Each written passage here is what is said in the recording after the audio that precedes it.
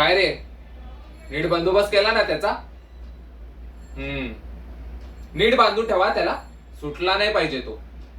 आणि जर का तो पळून गेला ना, मग लक्षात ठेवा, तुम्ही आहात आणि मी आहे. समजला?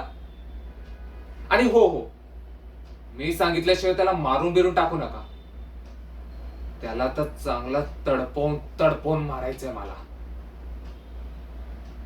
त्याला पण कळलं पाहिजे ना की दुसऱ्यांसोबत बराबरी करण्याचे काय परिणाम होतात ते.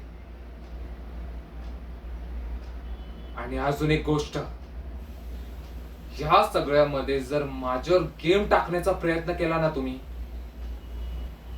तिकडे येऊन तुम्हा सर्वांना ठोकेन. चल, ठेवतो.